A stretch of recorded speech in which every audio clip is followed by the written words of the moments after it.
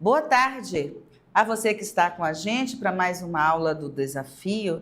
Eu sou a Sânzia, estamos aqui no estúdio do Desafio, acompanhados aqui pelo nosso quadro técnico do Aleph e do Gabriel, o Irley Gabriel. Estamos no estúdio aqui na Orla do Santo Inês, ao lado do maravilhoso Rio Amazonas. Boa tarde. Vamos começar a nossa aula lembrando, discutindo um pouquinho da riqueza e grandeza do papel de Luiz Vaz de Camões, principalmente nessa literatura ocidental. Então, o trabalho de Camões, na última aula, a gente passou para vocês o resumo da obra Os Lusíadas e entramos nos outros gêneros de produção de Camões. Também trouxemos, na aula passada, os elementos da vida de Camões, vida e morte de Camões. Algumas outras curiosidades que é importante a gente lembrar. Então, vamos trabalhar hoje, além dessas curiosidades, vamos trabalhar o resumo das grandes obras, das duas grandes obras fundamentais, que influenciaram Camões. Porque quando a gente fala de tendências ou de análise literária ou teoria literária, são questões que justificam por que o escritor ele trabalha desta forma, o que são essas tendências, o que caracteriza essa obra como uma narrativa épica, lírica, ou cômica, ou uma trágica. Então, é necessário a gente se prender a esses elementos, porque uma análise, ela constitui numa interpretação, numa leitura, numa releitura, numa justificativa literária. Por que é tão importante você entender Camões?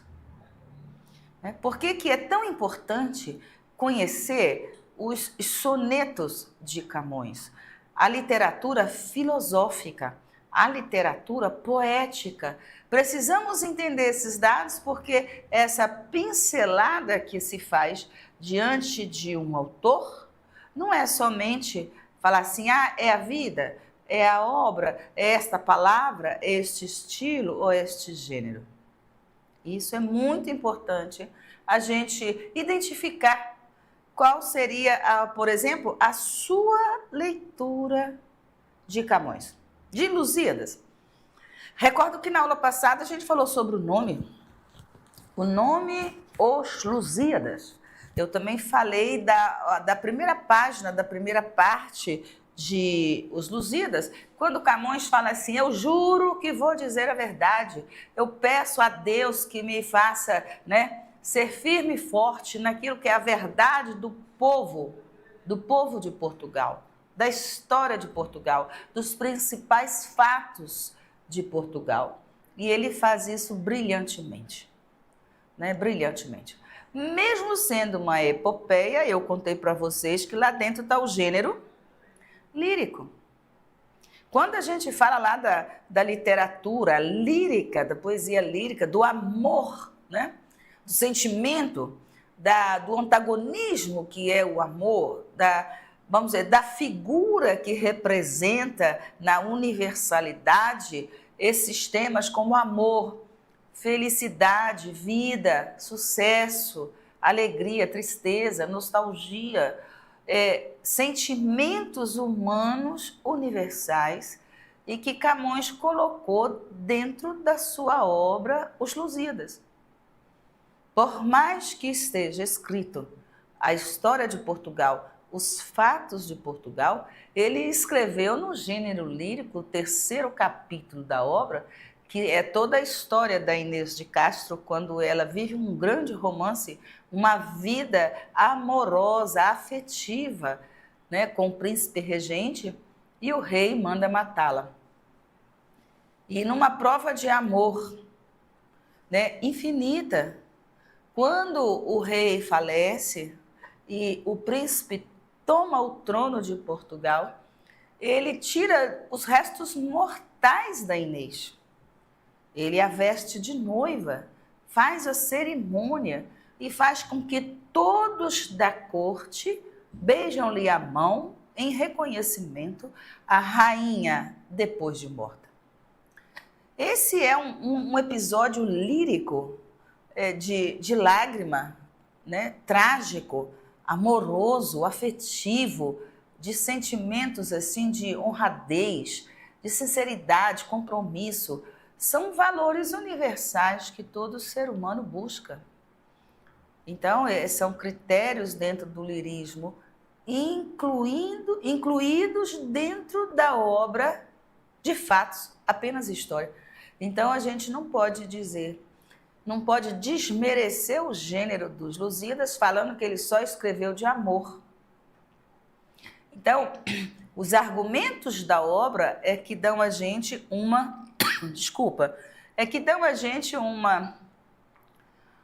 quantidade maior de argumentos. A quantidade maior que você tem na obra dos Lusíadas é o lírico ou é o narrativo épico? Então, isso é importante você identificar.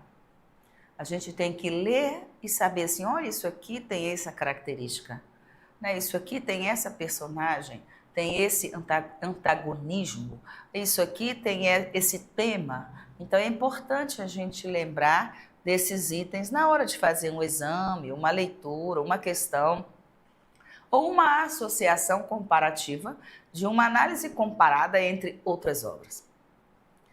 Também falamos do resumo, né, que nós fizemos da Divina Comédia, do clássico Dante Alighieri, italiano, e fizemos um rabisco no quadro sobre o que é essa viagem inusitada que Dante Alighieri faz. O primeiro pensamento que a gente toma na obra, né, desse classicismo, desse grande clássico que eu recomendo a leitura, é que, por mais que está descrito dessa forma, ele está buscando a sua lira, a sua inspiradora, a sua musa. Ele está buscando por um sentimento afetivo.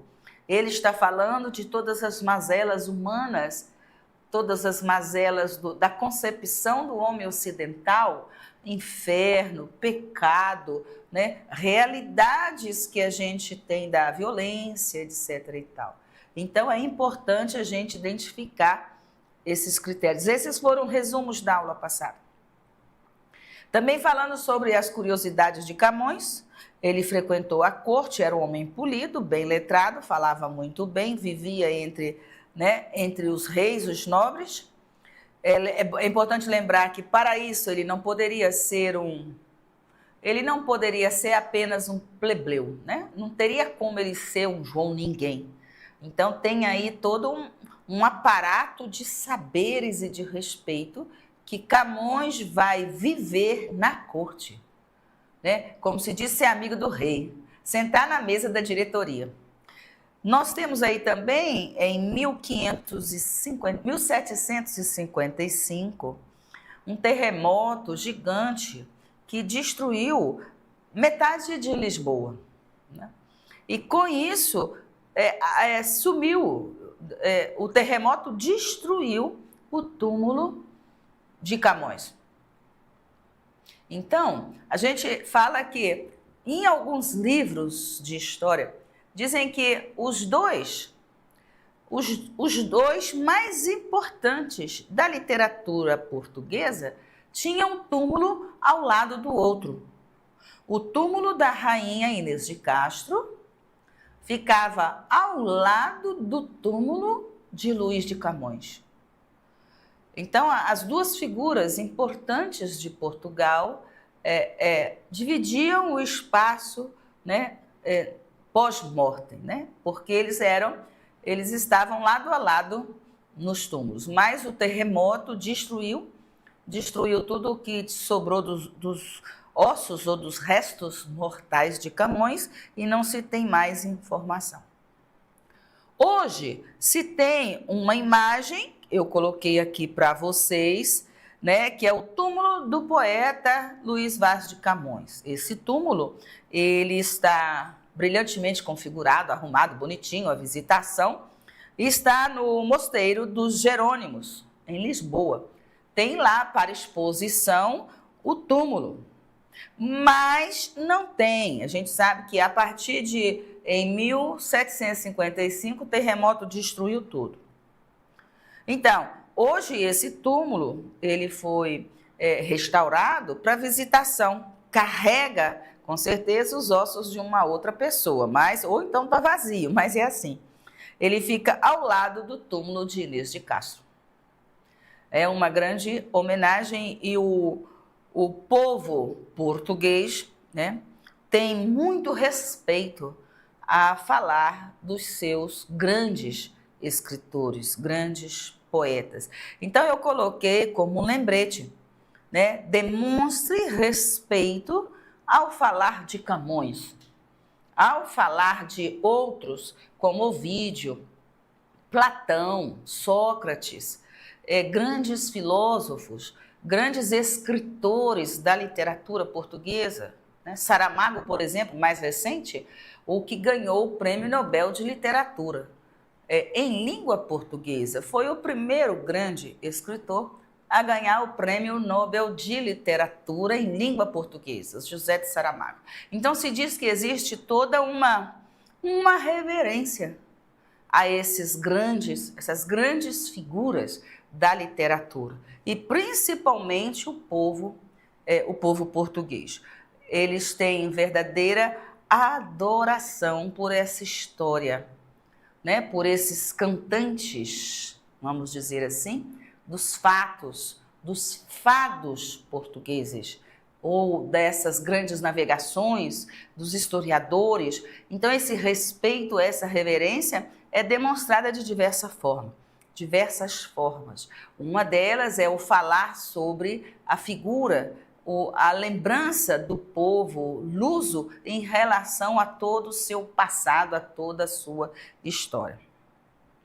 Nós temos aqui, por exemplo, algumas passagens, né? Depois de conhecer um pouco sobre o túmulo, o porquê e como aconteceu. Se você visitar Portugal, você vai encontrar o túmulo, com certeza, a Torre de Belém, né? Alguns lugares, alguns pontos turísticos, você vai encontrar muitas referências a essa figura, tanto a Inês de Castro quanto a Camões.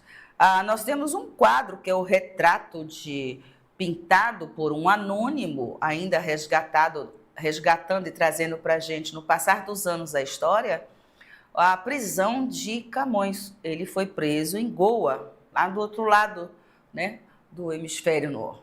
Então, em Goa, na Índia, ele foi preso e a história conta que a prisão de Camões se deu pela crítica social. Ele criticava nos seus sonetos, na sua forma de falar, assim como nós tivemos com o teatro de Gil Vicente.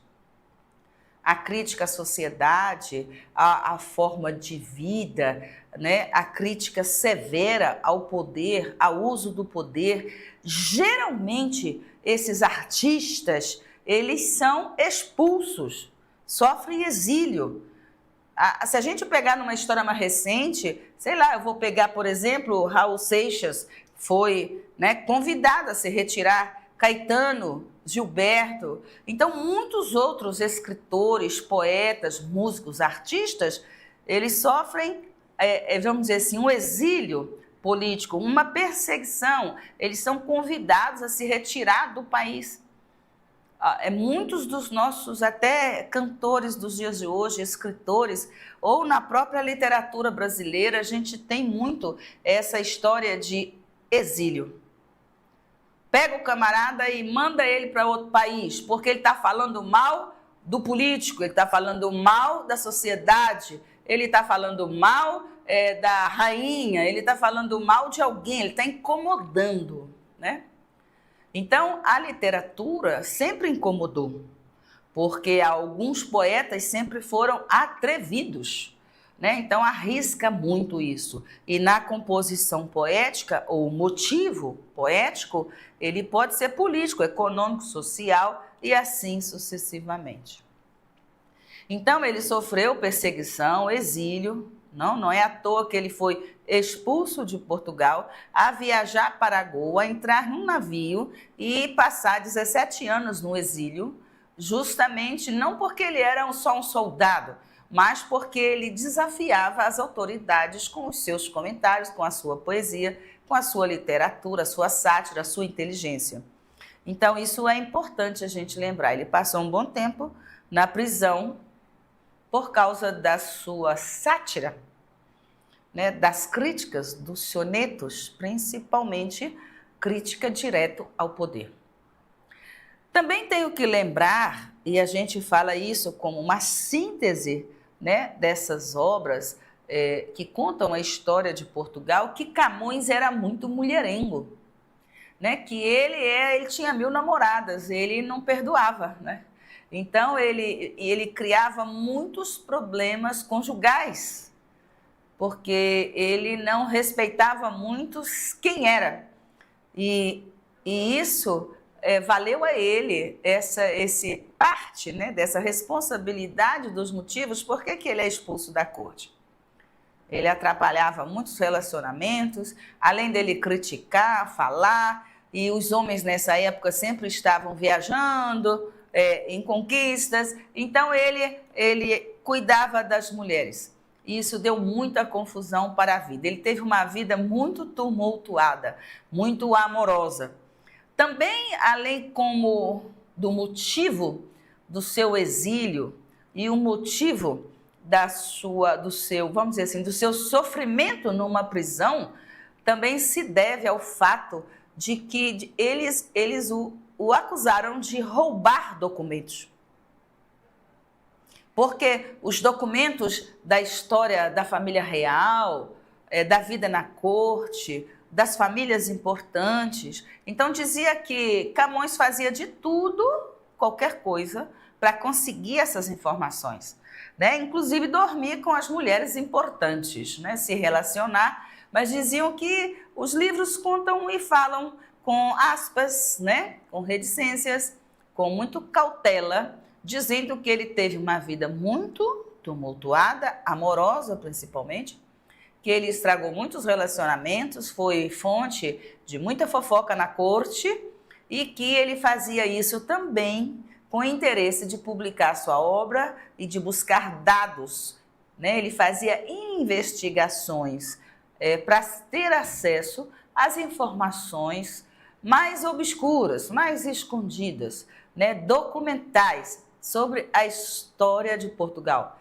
E para isso ele não mediu esforços, né? Ele lançou mão de todas as possibilidades até ser ignorado, expulso pelo rei, obrigado a entrar num navio e servir como soldado e a ficar 17 anos afastado da corte. Então tem aí todo o relacionamento da prisão dessa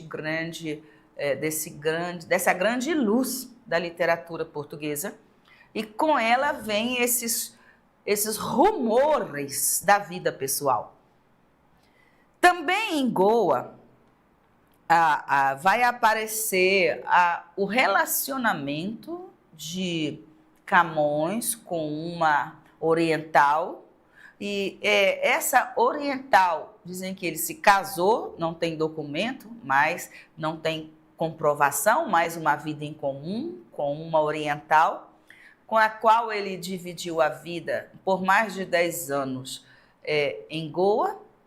E quando ele retorna a Portugal, o navio naufraga, e entre salvar todos os manuscritos poéticos, inclusive de Lusíadas, ele deixa de salvar a sua companheira, e ela morre, e a gente tem aí toda a obra de Camões, porque ele sacrificou alguma coisa da sua vida para salvar esses manuscritos. Isso também aparece em várias obras sobre a história da literatura, Marçal de Moisés e outros, que tem aí a publicação contando esses lances, esses detalhes, essas curiosidades da vida de Camões.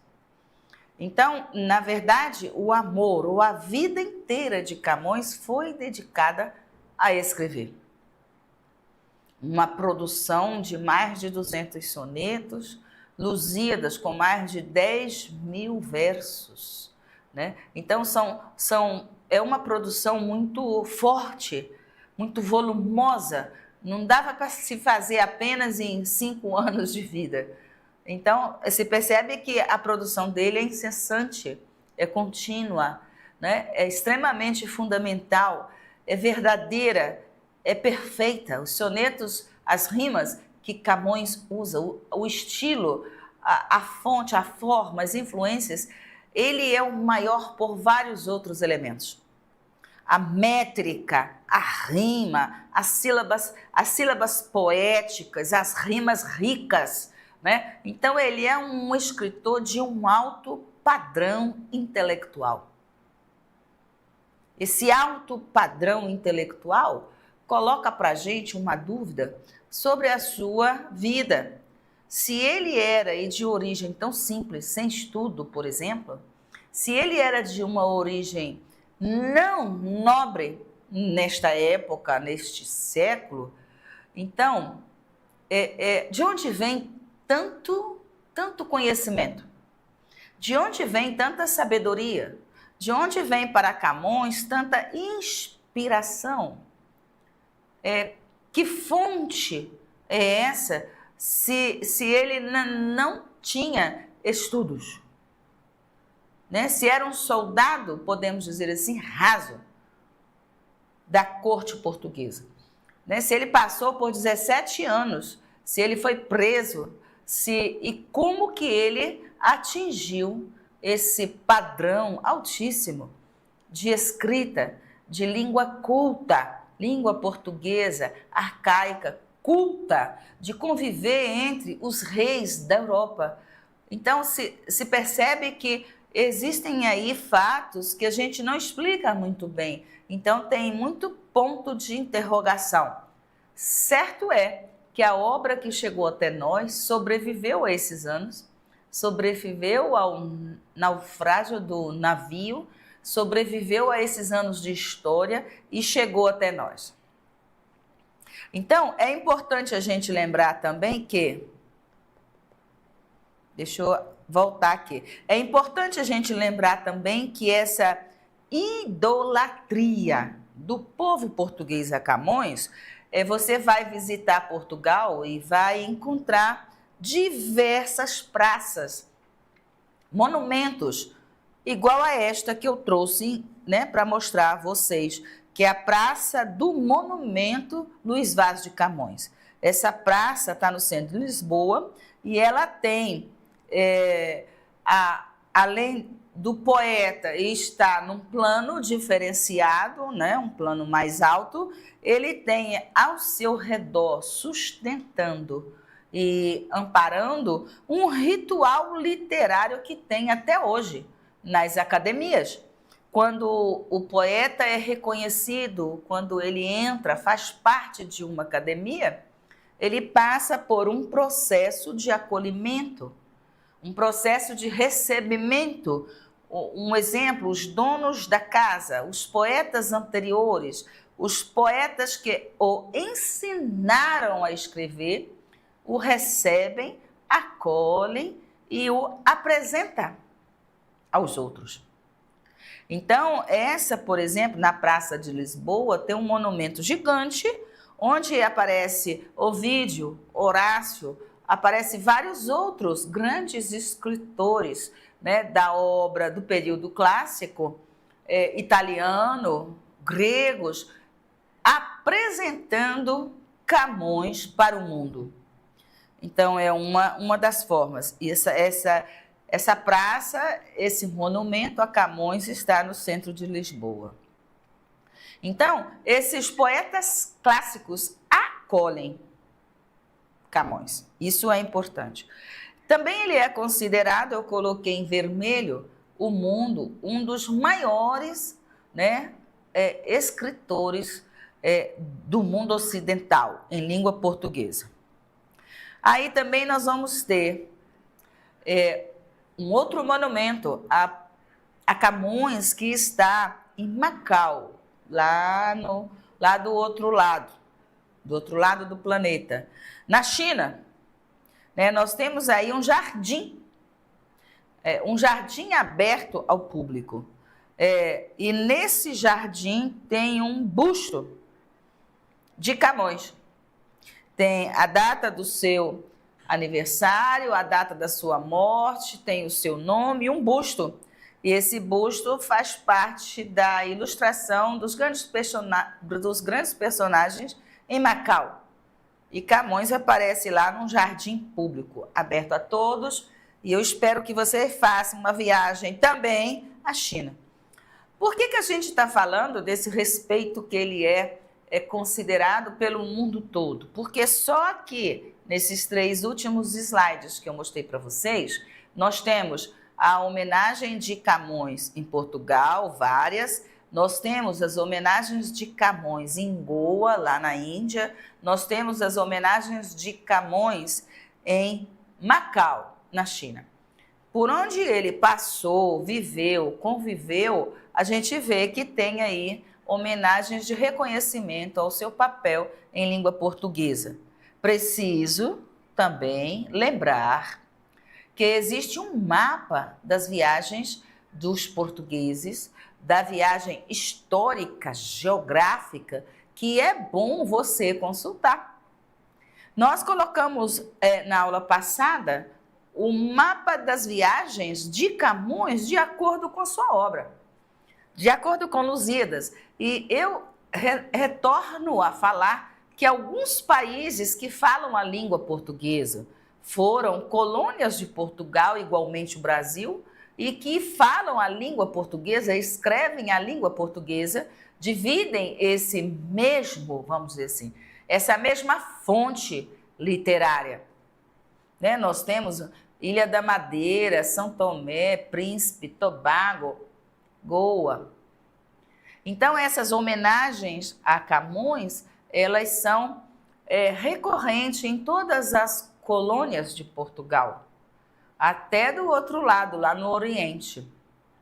E é necessário a gente recordar que, além de divulgar a língua portuguesa, além de divulgar a cultura portuguesa, além de divulgar a literatura, o valor literário, a língua formal, então essas grandes obras foram traduzidas em todos os países que falavam a língua portuguesa e que falam a língua portuguesa até hoje.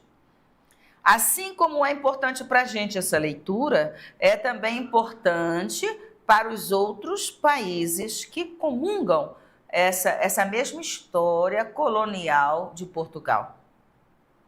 Nós, brasileiros, em 1527, recebemos, vou dizer assim, enquanto povo, recebemos um decreto real que dizia assim: a partir deste ano, fica proibido falar no Brasil qualquer idioma diferente do português de Portugal. Então, nós éramos proibidos a falar qualquer outra língua que não fosse o português de Portugal. E eu creio que em todas as colônias de Portugal tiveram essa mesma restrição. Não pode falar Guarani, Tupi, né? Tupi, Guarani tem que falar a língua de Portugal, por meio de leis, decretos, né? Então, cultura literária e da língua formal. Isso é uma herança que a literatura, principalmente de Camões, deixou para todos. Esse modelo, essa ilustração. Por isso que aparece o nome dele em vários países. Não é isso? Macau. E as influências. É importante a gente falar de influência. Lembrando que a gente está passando por 1580. Então, eu vou pegar uma ideia e eu trouxe para vocês as influências que Camões teve. Em outros resumos, quando a gente conhece a obra, a gente sabe assim, por que ele escreveu desse jeito? Isso é uma receita de bolo? é como se fosse uma influência. Eu também trouxe aqui, vou mostrar em algumas palavras, que aparece que, por exemplo, que Camões dominava o latim, dominava o português, conhecia a mitologia grega, a história antiga e moderna, né? Ele conheceu as histórias, os livros, as obras de Ovídio, Xenofonte, Lucano, Valério, de toda a literatura clássica. Então, daí vem a influência. Em algumas obras da história da literatura, não só a portuguesa, dizem que, às vezes, tem trecho em transcrição, quase literal. Isso quer dizer que a gente pode dizer que a influência chega a ser quase um plágio, porque se tem textos que são, na sua íntegra, coloca aspas, eu estou falando da obra de fulano ou ciclano. Então, isso é o que a gente chama de influência na obra de Camões. Influência dos grandes clássicos, influência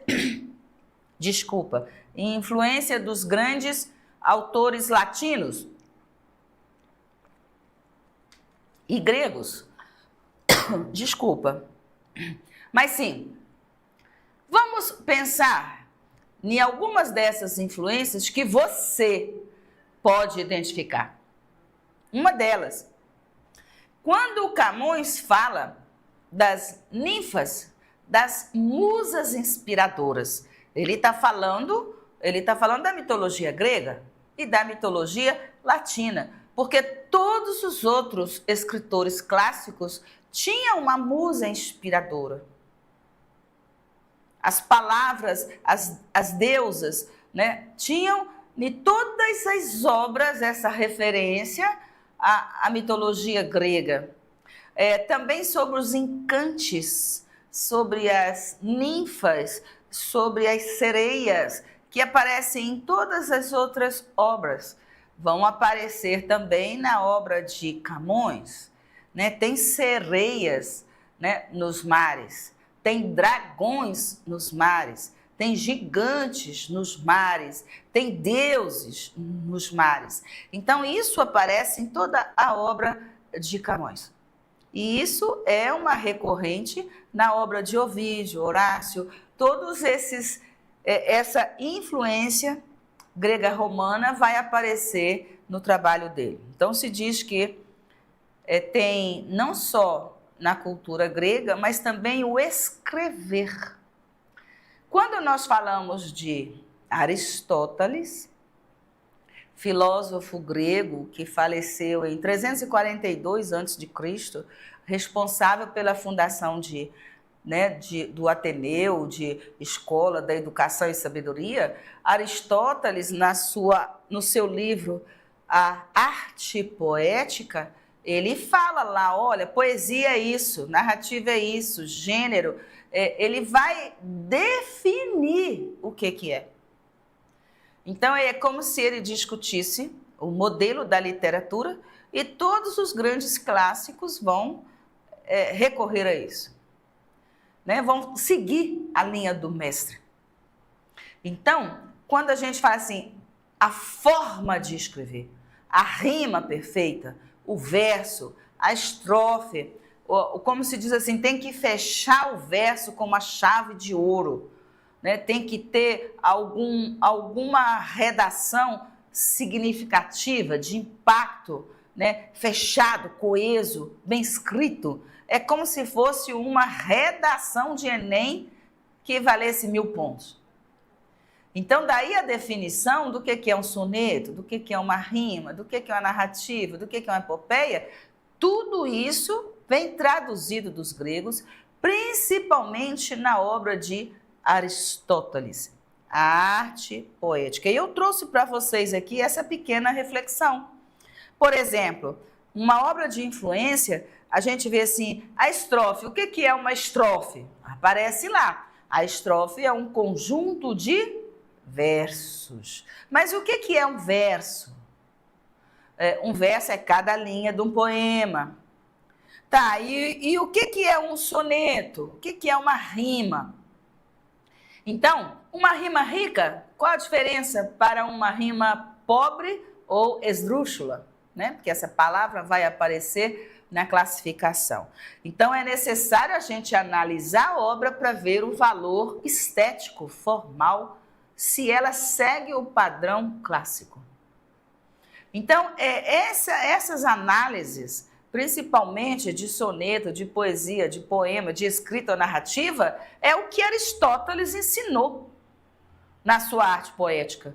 E todas as pessoas que vão fazer uma leitura e uma análise vão seguir o mesmo padrão, a mesma fórmula, a mesma receita, os mesmos caminhos. Então, a isso se diz que seguiu ou teve a influência desses grandes autores, porque eu estou escrevendo igual, uma métrica perfeita, né? O verso tem exatamente o mesmo tamanho, o mesmo número de sílabas, né? A mesma divisão silábica, as mesmas, vamos dizer assim, figuras de linguagem. Esse enriquecimento, isso não é plágio. Isso é seguir o padrão da definição de conceitos. Por exemplo, o que é um poema, uma estrofe, um quarteto, um terceto? O que é um verso decassílabo? Nós estamos falando palavras usadas para as análises teóricas das obras. E isso é um padrão que se analisa em toda a literatura. Que tipo de narrativa, de enredo, de personagem, de vocabulário, né, de rimas, de estrofe, de padrão, como se faz um soneto? A própria palavra soneto vem de som, de canção, de rima, né? A leitura termina com uma sequência de rimas, que a gente classifica com letras em maiúsculo do nosso alfabeto.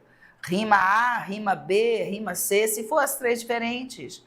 Em outro momento, a gente vai fazer análise dessa qualificação de rimas, mas tudo o que você mede num soneto tem que ser perfeito.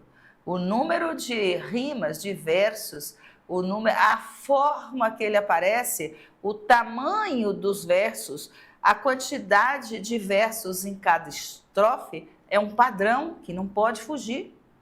Por isso que não é qualquer pessoa que escreve um soneto. Identificar as figuras de linguagem dentro de um soneto. O que é um elisão? Então, são elementos necessários e importantes. Cada linha do poema e cada verso. Aí nós temos uma definição do que eu estava a dizer aqui. O que é um soneto? Então, soneto é um pequeno som que vai classificar, geralmente vem pelas rimas, né? As rimas aparecem lá no final. Por exemplo, quando a gente observa as rimas, você pode observar aqui o final de todos os versos. Estou riscando um pouquinho para você observar como são essas rimas. Todo esse final de verso, ele precisa ter o mesmo som, ele precisa terminar o seu verso em um som parecido. Isso se dá o nome de rima. Quando você faz a leitura encadeada de um soneto, você observa que os sons se parecem. Na fonética, a fonologia, estudando esses sons, analisa melhor um O fechado, um E aberto, né? Um E, o E, como se pronuncia. Então, o soneto está relacionado aos pequenos sons. Principalmente, como se fosse uma pequena canção que rima. E quando a gente fala de rima, não só a rima rica ou a rima pobre, entra um pouquinho a categoria. Aqui, por exemplo, na obra de Camões, a gente tem as rimas também marcadas. Vitória com glória, não é isso? Memória, mesquinha com rainha. Então, você vai observando o final dos versos. Todos eles apresentam algum tipo de rima. E as rimas são marcadas de A, aí vem B, ou A, ou C. E cada rima que aparece diferente vai receber uma nova nomenclatura com a letra do nosso alfabeto em maiúsculo. Então, é preciso analisar essa formalidade poética, né? Essa análise poética, essa métrica, medir o verso. Todos os sonetos possuem 14 versos. Eu vou mostrar o número de linhas. Aqui, por exemplo, nós vamos ter 1, 2, 3, 4, 5 e assim vai. Então, são 14 versos, todos encadeados com rimas e seguindo. Como eles aparecem? Eles aparecem, primeiro, 2 estrofes com versos de 4, então são 2 quartetos, porque tem 4 versos, e 2 tercetos, porque tem, no caso, 3 versos. É necessário, quando a gente olhar, analisar, contar o número de versos, contar o número de rimas, contar o número de sílabas poéticas. Isso tudo segue um padrão. Então, Camões instituiu a medida nova, a modalidade de escrita, que são os versos de 10 sílabas. Então, são versos decassílabos. Se fosse de 7, septo. Se fosse 5, 4, 3. Então, a rima ou o número de sílabas poéticas que vai dar nome a esses versos. Então, se tem um soneto, você tem 2 estrofes em forma de quarteto, porque elas têm 4 versos. 2 estrofes de 4 versos. Isso aparece muito numa questão de Enem, porque ele pode dizer assim: na segunda estrofe, no 10º verso, o poeta está querendo dizer o quê? Bem, você tem que saber o que é verso, o que é estrofe, para você identificar qual é o verso que ele está falando. Então, às vezes, saber o número de estrofes, saber o que é estrofe, saber o que é um verso, saber o que é uma rima, vai ser uma questão inteira que você pode resolver de forma facilitada. Então, o verso decassílabo, ele tem 10 sílabas poéticas, também é numerado. Posso mostrar para você riscando. Assim, olha, aqui em cima tá 1, 2, 3, 4, 5, 6, 7, 8, 9, 10. Está dizendo que todos esses versos têm 10 sílabas. Aí você pergunta assim, como pode ter 10 versos, 10 sílabas, se eu estou olhando e vejo que tem versos que têm mais sílabas? Isso porque a sílaba poética, ela é diferente da sílaba gramatical. Não esqueça disso. Sílaba gramatical é a sílaba da língua portuguesa que você separa bala, com sílabas diferentes.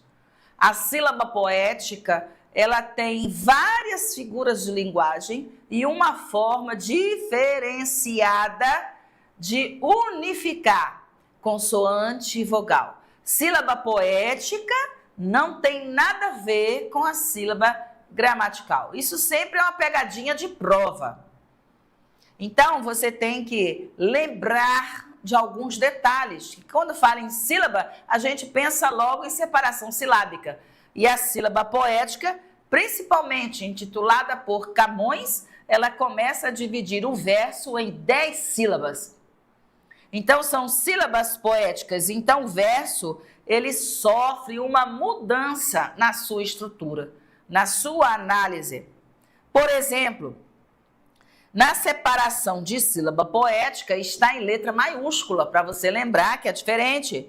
Se separa a sílaba normalmente, mas vai se unir às sílabas que tiveram o mesmo encontro vocálico. Figuras de linguagem do tipo elisão, que a gente estuda lá no primeiro ano, segundo ano, até mesmo no nono ano, a gente vê isso em português. Nós falamos caixa d'água, mas tem um A aí que está escondido. O nome dessa figura é chamada de elisão. Quando tem duas vogais, geralmente a gente fala o som de uma só.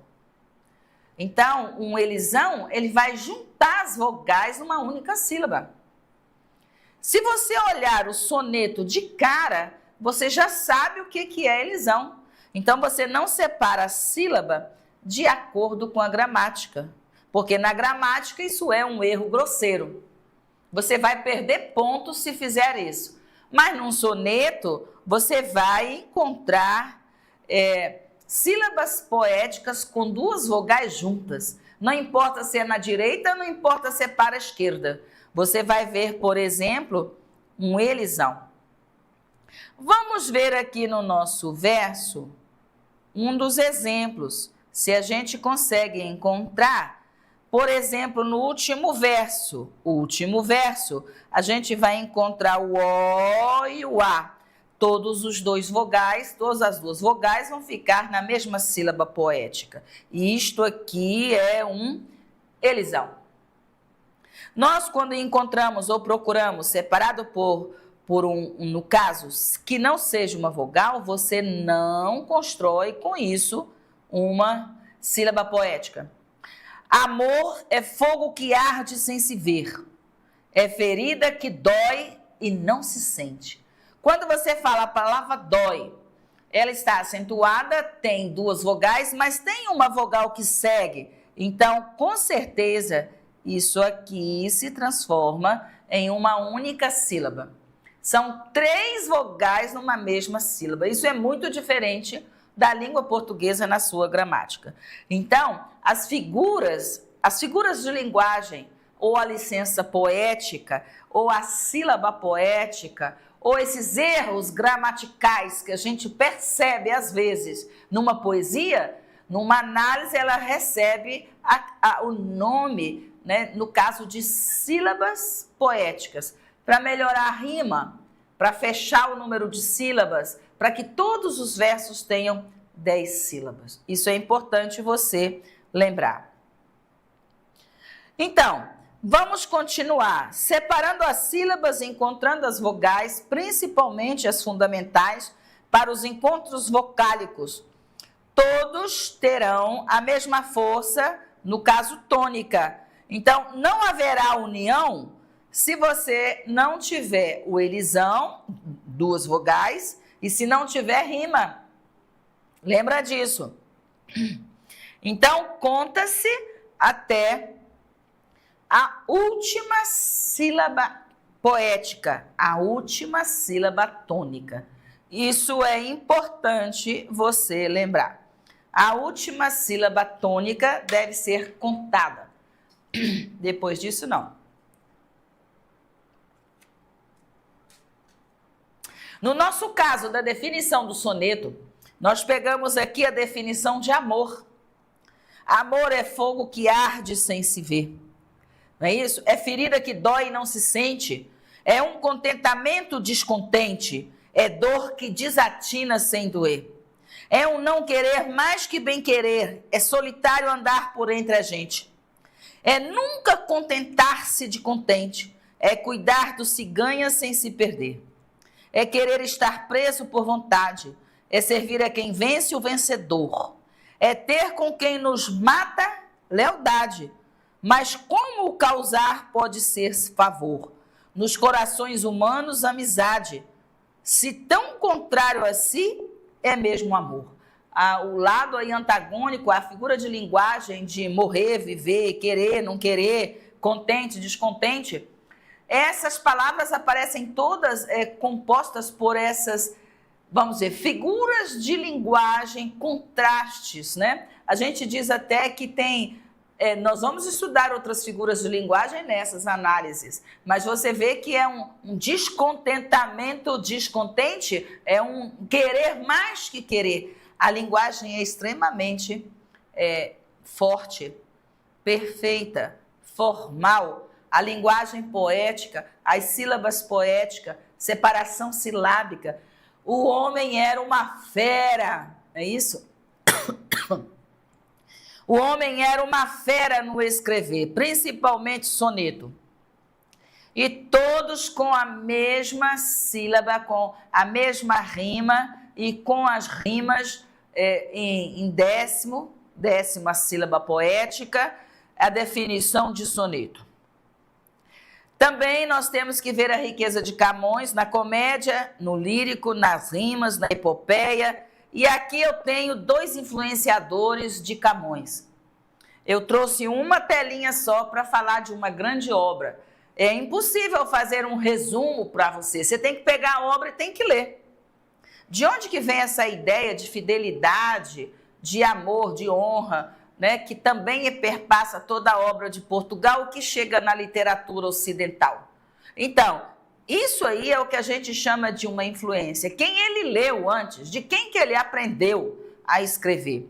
Então, o lírico em Penélope, que é a figura grega, que a gente fala isso, da literatura grego-romana, né, um poema épico, ele é vinculado, atribuído a sua autoria a Homero, narra a história de Odisseu, que é um herói grego, lembra disso?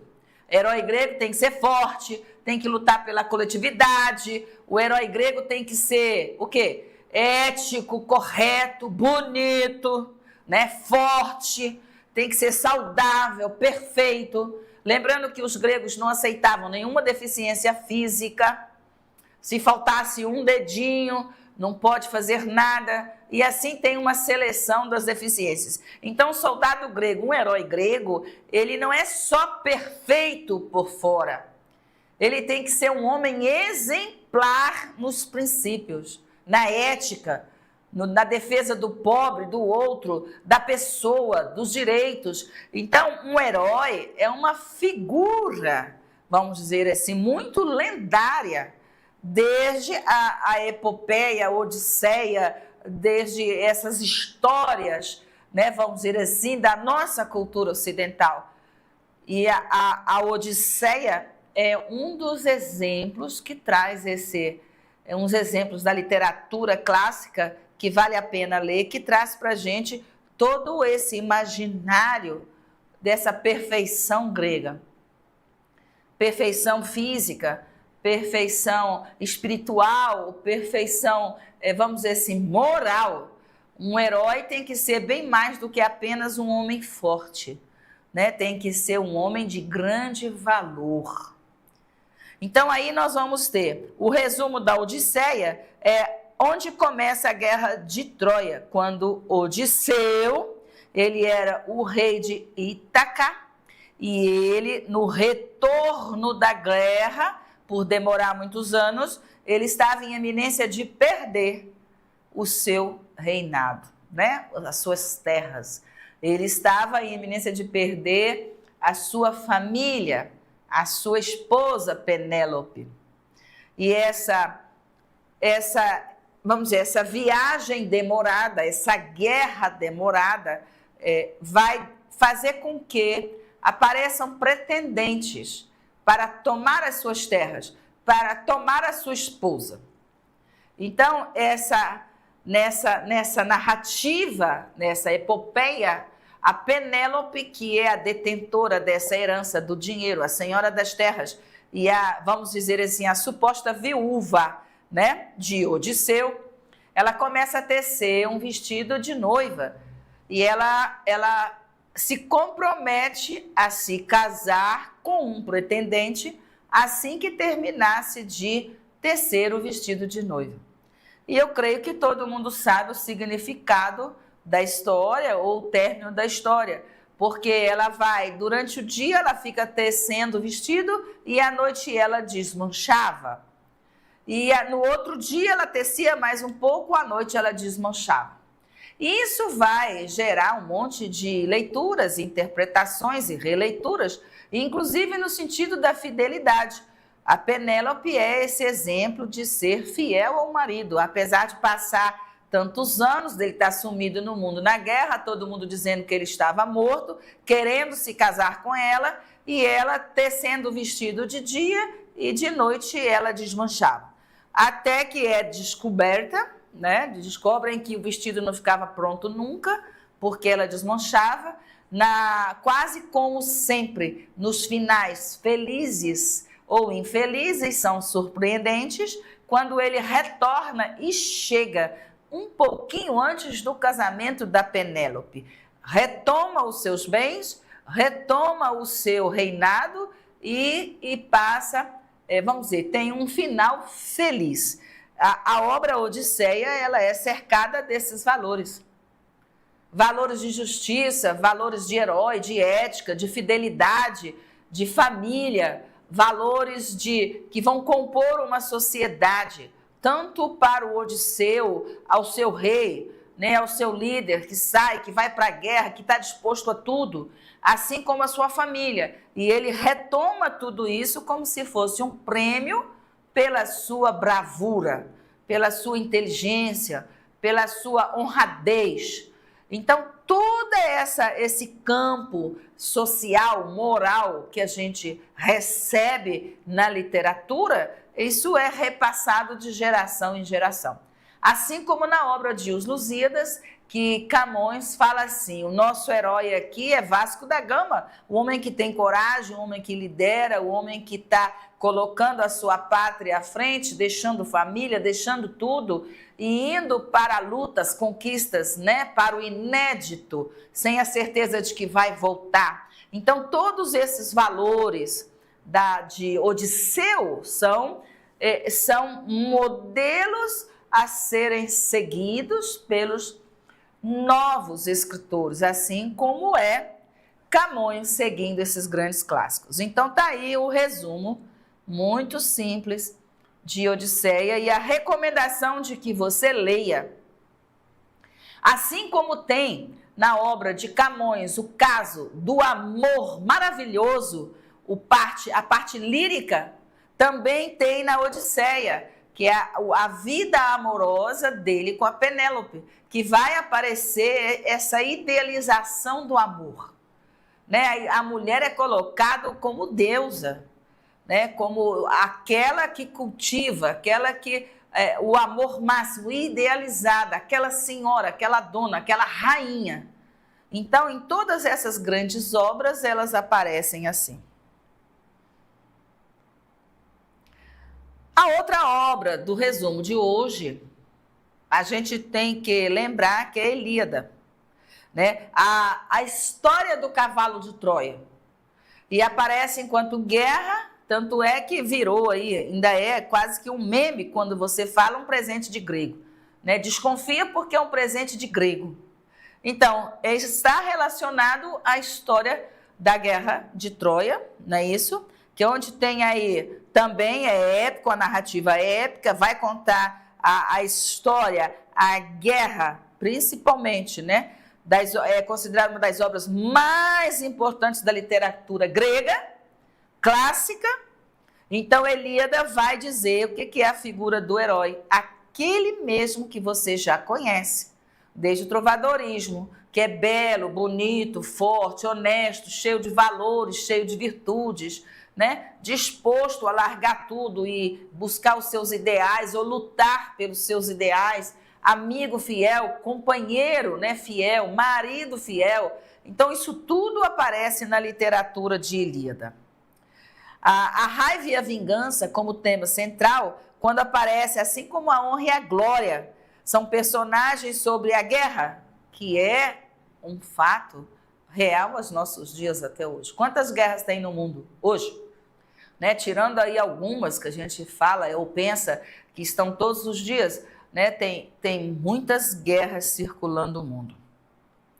Então, considerado pela sua força, principalmente, Heitor é o maior dos heróis, né? Guerreiro.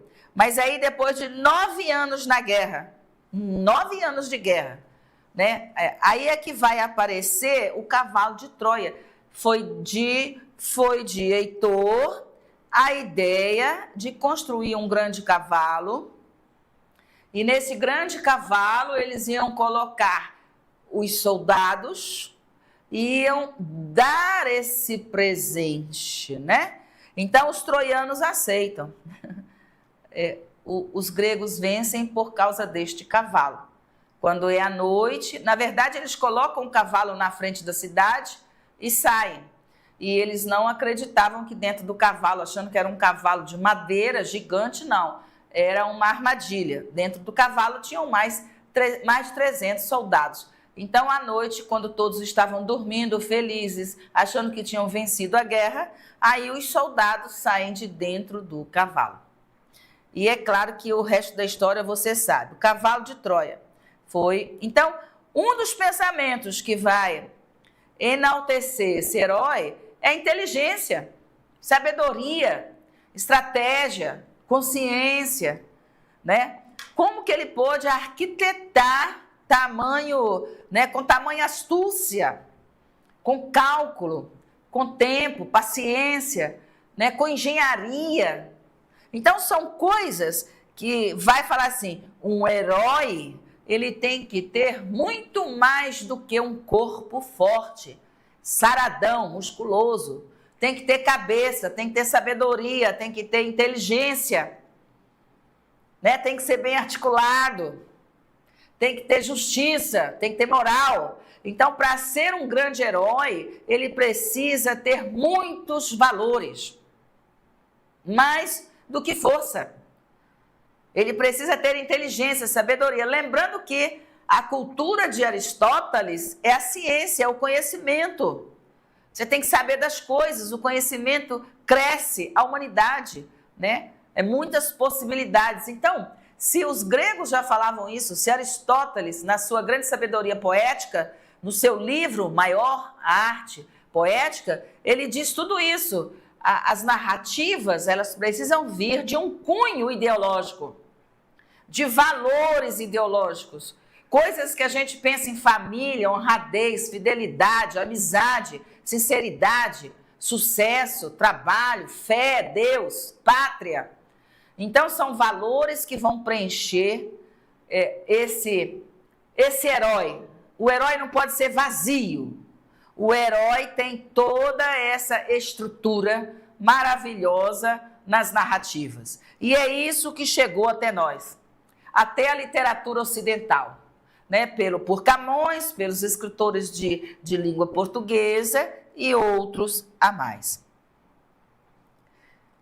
Então, como se diz, o cavalo de Troia tem lá, não aceite presente de grego. Isso é um meme, né, gente? Claro que a gente está falando aqui de datas e histórias da cultura e tradução das obras clássicas. Mas um presente de grego quer dizer isso, né? Pode ser uma traição, pode ser... Quando você escuta isso, quer dizer nesse sentido. A arte poética de Aristóteles é a receita de tudo, né? Então, eu também trouxe uma breve página sobre a arte poética. Então, esse livro foi muito e duplamente proibido durante muitos anos, sabendo que Aristóteles, ele viveu antes de Cristo, ele faleceu em 342 anos antes de Cristo. Também responsável pelos pilares da cultura grega. É um dos grandes filósofos importantes. Aí nós temos Aristóteles, Platão e Sócrates, né? A trilogia dos mais importantes. Sócrates, o principal. Platão, né? É a trilogia, são os três. Sócrates, Platão e Aristóteles. Sócrates morreu, vamos dizer assim, condenado. Aristóteles de velhice, mas todos eles têm um histórico, um cabedal extremamente importante para a cultura grega e a cultura ocidental. Ao todo, na aula de hoje, eu estou passando para você pelo menos 5 livros clássicos. E esses 5 livros clássicos, não adianta resumo, você tem que pegar e ler, porque são fundadores, bases da nossa cultura, base da cultura grega, latina, da literatura portuguesa. Então, a arte poética de Aristóteles, Ilíada, Odisseia, Lusíadas, Dante Alighieri, são obras fundamentais que devem estar na sua estante, que você tem que fazer uma leitura, tem que conhecer de onde que vêm todos esses nossos conceitos, inclusive de democracia, direitos, valores. Eles estão com a gente. Então, nós temos aí a arte poética na literatura, no resumo, ele define o que é arte. Para que serve a arte? Quando a gente fala de arte, arte literária, uma obra de arte, uma pintura, uma escultura, né? Quando a gente fala da música, quando a gente fala do teatro, é importante conhecer, lembrar que existe um conceito. A arte pré-histórica, por exemplo, né? Quando você tem as aulas de história, de geografia, que se fala das pinturas nas cavernas, quando se fala do dia a dia do homem, as pinturas rupestres, quando você fala tudo isso, você tem que saber um conceito que existe. A arte é importante para o ser humano, a arte é parte da cultura do ser humano, a arte é parte da evolução humana, né? Todas as formas de manifestação artística, o corte de cabelo é uma parte cultural importante, o jeito de trançar o cabelo, africano, angolano, o jeito de vestir, né? A roupa das mulheres aqui da Guiana Francesa, como elas se vestem, coloridas, soltas, né? De babados, de roda, como que é a cultura do vestir indiano. Então, são traços da evolução da humanidade.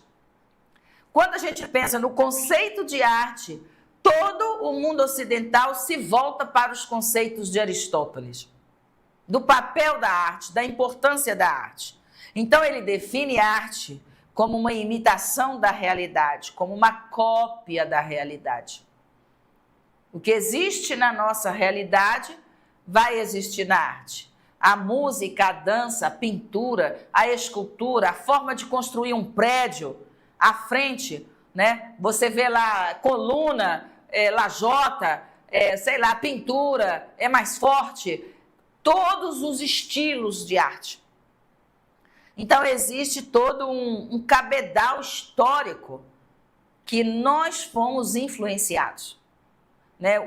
A obra em si, como receita, o que é, por exemplo, uma peça cômica, o trágico cômico, a tragédia grega, como é, por exemplo, a tragicomédia, uma peça que você vai analisar, é porque tem morte que se diz que é trágico? Não, não é bem assim, né? Tem que prestar atenção no conceito. Não é porque morreu, matou, que você fala que é uma tragédia. Não, não é bem dessa forma. Ou melhor, não é só dessa forma. Então, os conceitos artísticos, para quem faz letras, para quem faz pedagogia, para quem trabalha com a arte, né? A vida artística, tantas que existem hoje, quando você coloca uma coluna, aí você fala, é uma coluna dórica, é uma coluna jônica, qual a diferença nessa obra de arte de construção? Hoje se fala muito, é link, é muito live, é muito leve, é muito... Não, vamos conhecer um pouquinho, né, aonde que está essa história das figuras. Machado de Assis tem uma obra que na porta ele faz assim, do lado do portão tinha uma figura que era assim, do outro lado do portão tinha uma figura assim. Ele descreve as figuras e quando você lê a obra... A morte de Quincas, né? É um exemplo. Quando você fala sobre Brás Cubas, quando você lê outras obras, você observa essa influência grega, até dessas figuras escrito lá. O que significa aquela imagem? Por que em alguns prédios e edifícios ainda se coloca sei lá, vou dar um exemplo, um leão, ou então você tem lá a figura da justiça, que aparece vendada com uma balança. Então, quase todos esses símbolos que a gente tem representam, de alguma maneira, alguma situação. É importante lembrar. O mais importante para finalizar o nosso encontro de hoje é falar do porquê. O que a arte faz com a gente? Né? Por que é tão importante? Aí Aristóteles vai usar a palavra catarse. A catarse é como se fosse uma purificação. Ou você ri demais quando você vai ao cinema, ou você chora demais, ou você aprende um exemplo daquilo da realidade que você não deve fazer. Você aprende com a literatura, com a arte, com a música, com o teatro. Então, a catarse é fundamental para que a gente possa compreender o nosso mundo. Isso está lá escrito de Aristóteles, no seu livro A Arte Poética. A catarse é quando você assiste um filme e leva um choque, ou quando você tem medo, ou quando você chora, ou quando você se enche de ternura, porque aquele cachorrinho, aquele passarinho, aquela criança tocou no seu coração. Então, a catarse de Aristóteles é quando a gente se forma pessoa, com senso, justiça, direito, sensibilidade, quando a gente compreende através da arte esses elementos humanos. Né? Então, a gente fala assim, nem faça contato visual, porque se você fizer contato visual, você vai ficar sensibilizado, você vai sentir uma catarse. Para vocês, boa tarde, obrigada, até o próximo, né? Acompanhando aqui o nosso estúdio, o Aleph, obrigada, né? Ao Gabriel, obrigada, e eu já vejo aqui o nosso professor, Fera, que está chegando. Obrigada, obrigada.